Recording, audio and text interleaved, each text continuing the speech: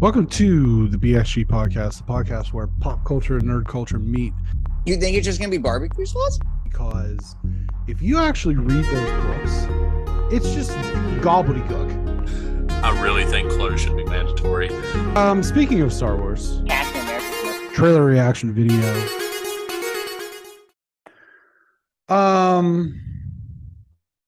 SheHulk series finale. Series season. I think we'll just say season because we never know. But season 1 finale, episode 9.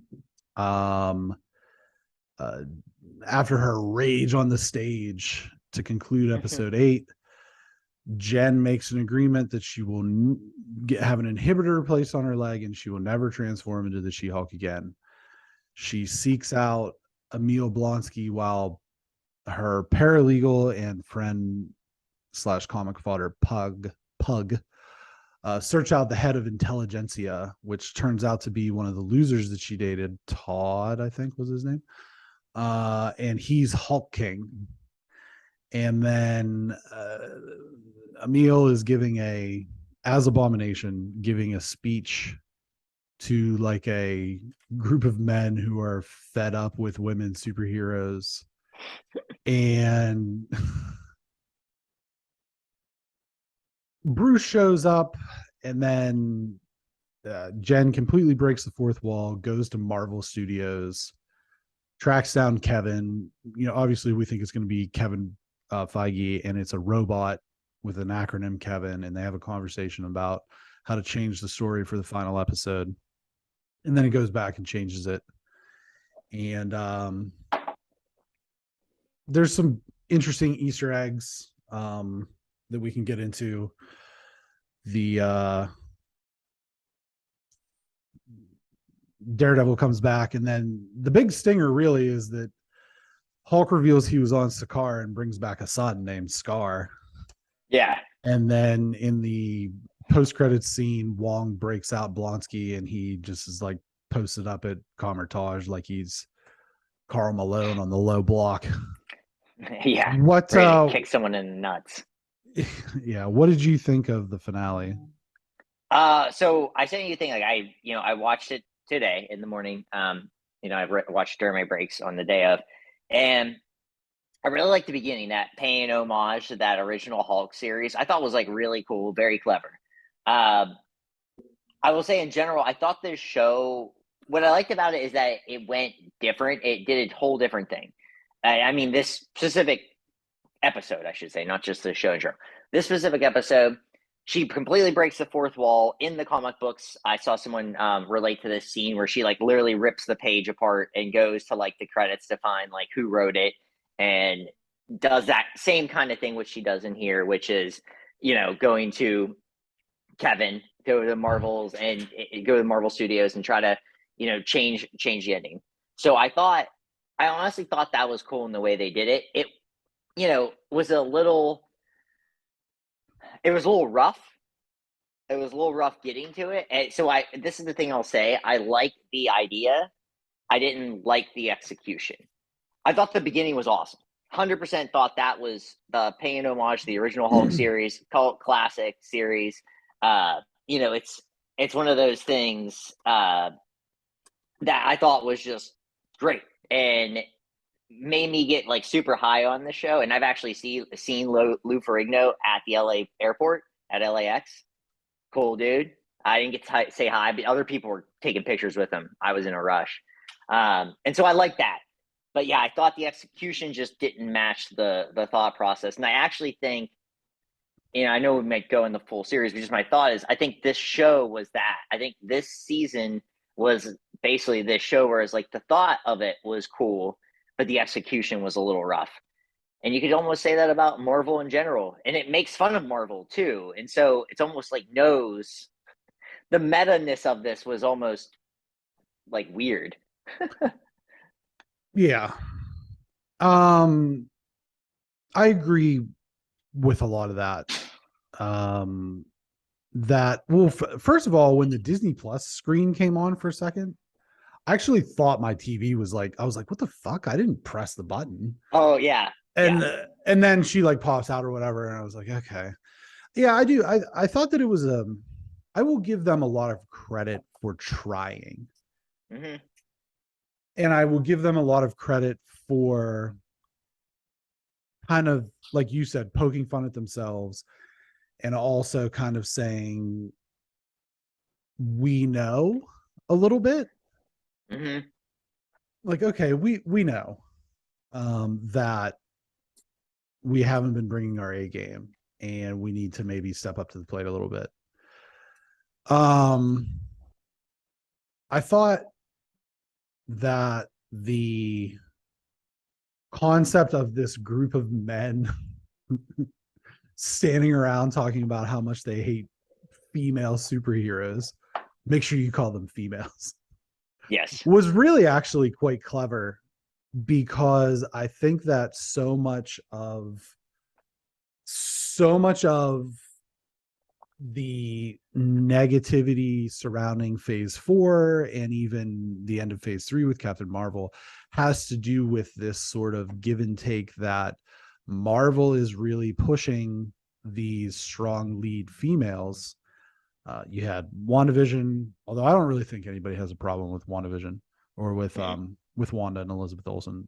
No, like a lot of people, it's very split on Brie Larson, right? With Captain Marvel, a lot of people don't like her. A lot of people don't like her as Captain Marvel.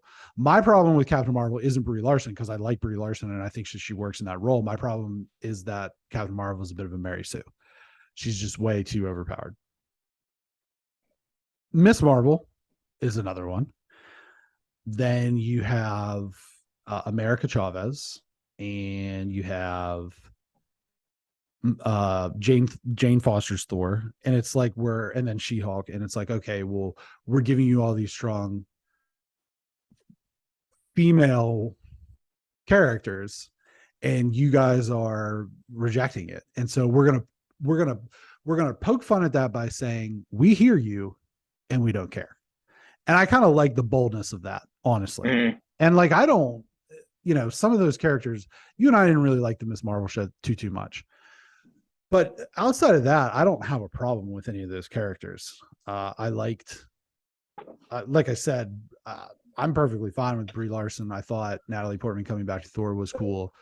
Some of the other shows, I mean, obviously we love WandaVision, to mention a few, but I thought that was kind of clever to kind of include that. And I do think that that was something about this show that, as you had said, I'm not going to say the W word, but I thought that they did a good job of actually throughout the show towing that line of not being too woke. Oh, yeah. And shivers down my spine. Not being too woke, but like showing that side. And I do think that the problem with Disney is a lot of times that they get really preachy with some of their content. And I thought that this show did a pretty decent job of straddling the line of not being too preachy. I will say the episode itself, minus all it was like a soup where all the ingredients are good and it just didn't come together right. Right. Yeah. And I thought there was a lot of cool like Easter eggs when the KEVIN bot said transform back to Jen, but do it off screen because the visual people are working on something else. And then you hear the Wakanda, like the chimes. Yeah. And then when she said, oh, when are we going to get the X-Men? And so it was like that stuff was cool. But it just kind of fell flat. Like you said, the execution was just not there. But I thought that I'll give them a ton of credit for trying something different. Yeah. I mean, sometimes you have to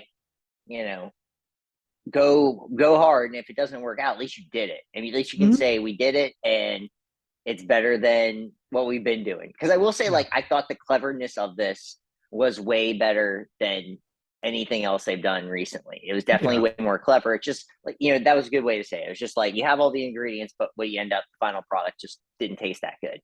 I wouldn't even say it didn't taste that good. It was just fine. I mean, this was something that I'll say about the show that I really like compared to a lot of other shows is I like the brevity of it. Mm-hmm. Because when we didn't like an episode, guess what? It was only 25, 26 minutes. And if you liked it, it was like, oh, that was cool. And it was 25, 26. It was just like they knew what they were doing that way. The pacing was really, really good. Either way. Yeah, and I think for me, the pacing, I was worried that the last episode, and I even texted you, I was like, I was worried that it was going to be like, okay, now we have to do a 50-minute finale, and I just did not want that. And it'll be interesting to see if she pops up during, well, I mean, a lot of things it's going to be interesting to see. Let's start with kind of where do we think She-Hulk goes from here, and then we can get into some of these other things. Where do you think we see her next? I think she has to pop up in the Hulk movie. I think there's no Hulk movie confirmed, is there? No, but I mean, like, if there's some sort of Hulk, I know it's rumored. If there is some sort of Hulk movie, or like a major part of a major Hulk appearance in something, which we really haven't had in a long time. Like, I mean, it's just. Well, here, just to not to cut you off completely, but Ruffalo gave an interview with Variety. I'm trying to find a date on this. If I can on this particular article, I can't find a published date, but he said at the D23 Expo, I want to make one thing perfectly clear: a standalone Hulk movie will never happen. Okay. Somehow I missed that, even though I think it's older. It's older. It's like 5 years old. Okay. I mean, let's say not even that, but like a major Hulk thing, which could be a Thor, it could be a Thor, a Thor thing. It could be whatever. We don't even know. I mean, we know what movies are out there, but we don't know if there's a major plot line for Hulk in something. I think she has to show up in something like that. I mean, I don't know if there's going to be, I just don't know if you really can do another season of this show, honestly, with the way it ended, with Hulk showing up and here's a kid. I think that's that would be my idea behind that. So with her, I think it's just a movie where Hulk is heavily involved. There we go. I think that the prospect of him showing up with a son is kind of like pointing to a movie, and I think that there's a chance that the rights may have reverted back to Marvel from Universal because they haven't done anything in so long. But at the end of the day, if they feel like a Hulk movie could make money in the same way that a Spider-Man movie could, then there's no reason why, because at the end of the day, it's all about money, right? So then there's no way that Universal and Disney shouldn't be able to get this done. But with that being said, Hulk's son, Scar, what do you know about this character? I don't know. I didn't want to pretend like I did, so I didn't really look anything up. I was not a big reader of Hulk comic books in general. I had like a few that would always come with my like big bundles of stuff that I would get. I don't really know anything about him. I'll be 100% honest. I don't know anything. I was like it was a name that I had heard. It just for whatever reason, but it's not anything I know about. It was something where I was like, oh, right. But I got honestly nothing on that end, which is fine. Sometimes I just don't know things. Right. So this is a relatively new character. First appearance, What If, Planet Hulk, issue 1, December 2007, and then played more of an important role in the World War Hulk miniseries, which I feel like that's the direction that they're going to go if they decide to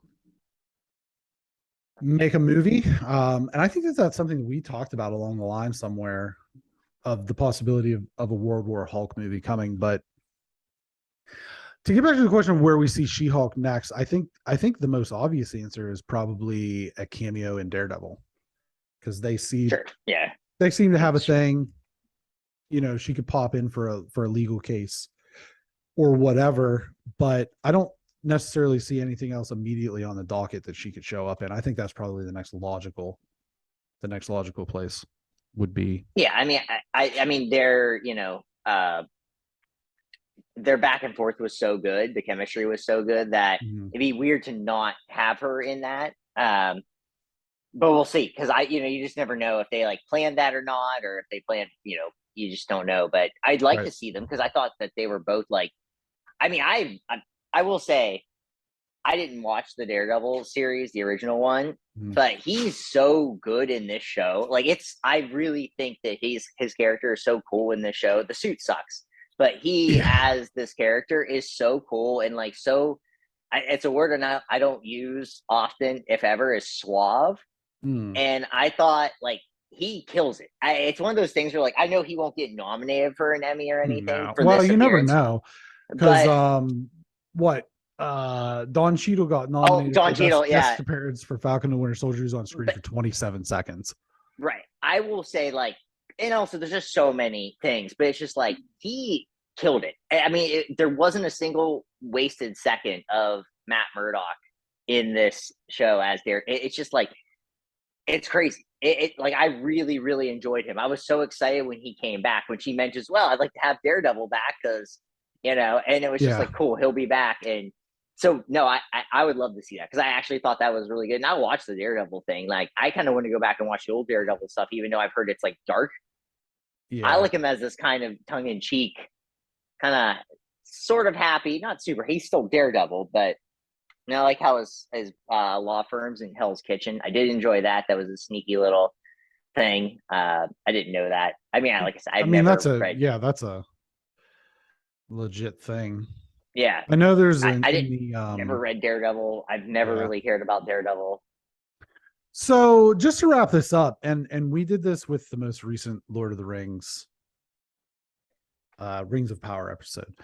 This is an 87 fresh. Critical on Rotten Tomatoes and a 35 audience.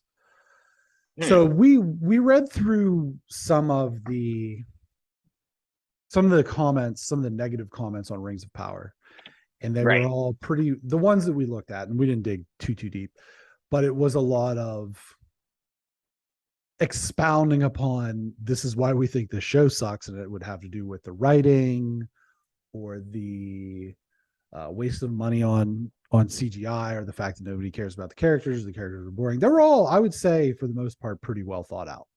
Would you agree? Yep. So I'm going to read you some of the negative ones from SheHulk. Okay. Well, first of all, out of 10, where would you give the series? What would you give the series? 6.8 out of 10. Can you just end it on a 0 or a 5?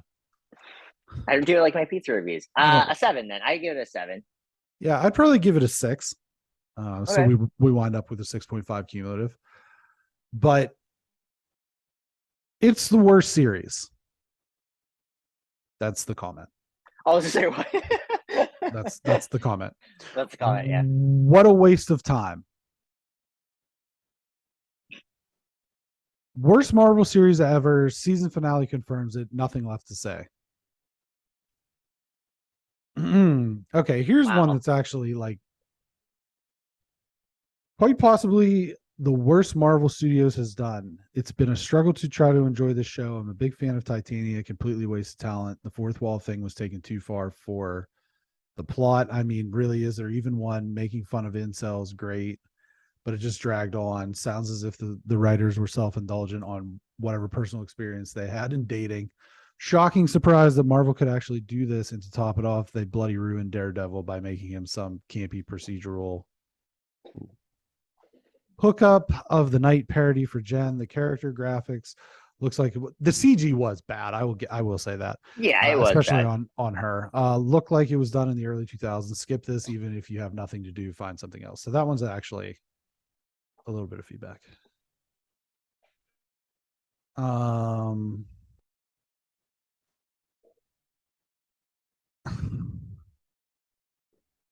Here's someone who gave it a half star, and their comment is, my wife liked it and never watched or liked any other Marvel movies. And you give it a 1.5 star. I like that. So that's kind of like, I mean, it guess that's sounds like, shitting I on your mean, wife there a little bit, buddy. yeah, I was gonna say, like, wow, that's good. The thing I will say, it's like this almost sounds like the group of guys That they were that making fun are, of. yeah, Yeah. and so of course those guys are gonna be mad. It's what it sounds like. I would like to see a cross reference of the guys that made these comments, the people that made these comments, compared to the or the Ms. Captain Marvel. Captain Oh Marvel. yeah. I'm sure that Venn diagram. I would is only love that about Venn 1 circle diagram as wide. one circle. Yeah. The Venn diagram was one circle, 100%. I mean, that's because the show had its moments. I'll 100% say, like, yes, it was not my favorite show, but number one, it tried. Thank God. I mean, that's like the one thing I will say. That's why I gave it a 7. It tried. It just because, you don't necessarily get everything. That A for effort has to mean something. It's not. They're trying to do something different. Thank God. You need something. We need something different. We know that this is getting a little wonky here. Stale. So, yeah. And that's another thing is they poke fun at that everything's so formulaic, and so I did think that it showed like some positive self-awareness, but I don't think anything is a 0 out of 10, and that's what some of these people are like. This is a 1 out of 10. I mean, I thought Cherry was one of the worst movies I've ever seen. I still gave it a 3. Right. You know what I mean? I just think that people who go on these sites to review bomb things and say, okay, this is a half star, or this is a 1 out of 10, 2 out of 10, and then their commentary on it to justify that rating is worst series ever. So grow the fuck up. You just want to walk in and be like, women, or females, am I right? Females, am I right? Ugh. Yeah. I Pretty did think rough. that entire scene was hilarious, but Oh, it was so cringy, which is what they wanted Yeah. it to be, obviously, Right. but it was like, oh, there are actually people like this. it's called the internet. Yeah. SheHulk. SheHulk. And thankfully we are on a Marvel break till Wakanda. November. Well, I guess that's technically not true because we're gonna do Well, Werewolf oh by yeah. Night Yeah, for I've heard it's really good. I am too. I'm looking forward to it. It's also just 55 minutes. Yeah, I saw that too. So Werewolf by Night and Wakanda, and then nothing like till next spring. yeah. The old Marvel schedule. Here's hoping. I did want to talk a little bit, just very, very briefly, because we're going on here, but about the delays and that 4 of the movies were kicked back. Right. Most prominently among them would be Blade, and I think a lot of that has to do with the fact that, well, number one, they lost a director, if I'm not mistaken. Yeah. And Mahershala Ali, you get it, has had problems with the scripts, and so I think that they're probably maybe going back to the drawing board a little bit on this. But I did see a rumor from a credible source on the internet that slotting into a now vacated July 2024, I think July 2024 is open on their schedule. Spider-Man. The next Spider-Man. So potentially 2024. Keep your eyes out, because there's been certain things that we've been right about before based on mining these sources and stuff like that. We told you Professor X was going to be in Doctor Strange 6 months before it happened. We were on it. So we'll see, if we get that. I mean, tell your friends. We know what we're Their talking family. about. Tell your mothers. Let's move on. Let's move on.